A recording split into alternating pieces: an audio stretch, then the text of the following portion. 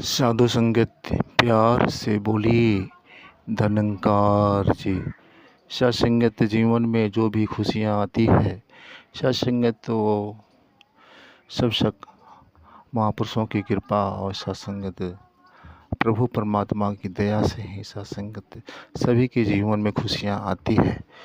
तो सत्संगत आप महापुरुषों की कृपा से दास के घर में भी जो आपने खुशियाँ बख्शी है। सत्संगत दास के बेटे की शादी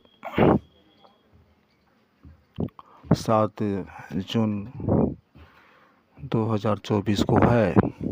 तो सत्संगत जहाँ तक सत्संगत विवाह की बात आती है, तो सत्संगत विवाह तो सत्संगत उसी को दास समझता है कि सत्संगत जिस विवाह में सत्संगत वाह वाह हो। जैसे कि सत्संगत विवाह और सत्संगत ब्याह में अंतर होता है। तो सत्संगत 99% तो सत्संगत लोग ब्याह कर रहे हैं। कुछ ही जो ऐसे प्रभु के बंदे भगत हैं कि जो कि सत्संगत निस्वार्थ,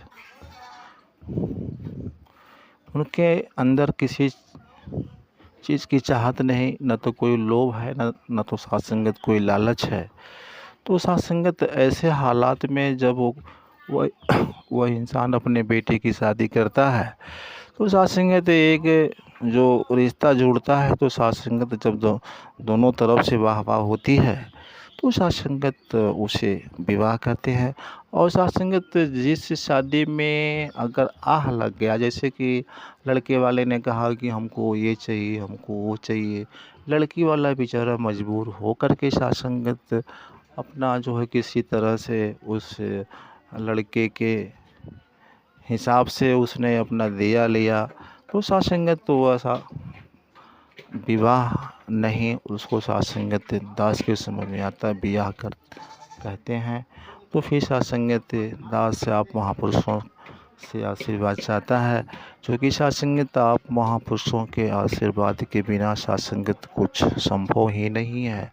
तो दास आप महापुरुषों के श्री चरणों में अरदास करता है कि आप वो ऐसा आशीर्वाद बख्शे कि सत्संगत जो शादी दास के बेटे की 7 जून 2024 को होने जा रही है, वह सतगुरु माता की असीम कृपा से सुकुशल संपन्न हो। और सत्संगत दास थोड़ा सा इस बात को आपके बीच में रखना चाहता है कि सत्संगत आप जानते हैं कि हमारे समाज का माहौल कितना गड़बड़ चल रहा है। सत्संगत हर इंसान को धन चाहिए, दहेज चाहिए, लेकिन सत्संगत हमारी सदगुरु माता कहती है कि सुख देने से इंसान को सुख प्राप्त होता है और दुख देने से दुख प्राप्त होता है।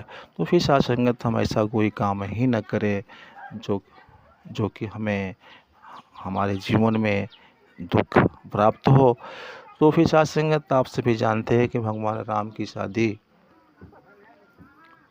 जब माता सीता जी से हुई, तो सत्संगत विदाई का समय आया, तो सत्संगत महाराज दशरथ जी कहते हैं जनक जी से कि राजन, आपकी बड़ी कृपा है कि आपने हमारी बेटी को बहू के रूप में स्वीकार किया, आपकी इसमें बहुत कृपा है। तो सत्संगत इस बात को सुनकर महाराजा दशरथ जी ने कहा जनक जी से कि राजन, आप मुझे लज्जित करते हैं।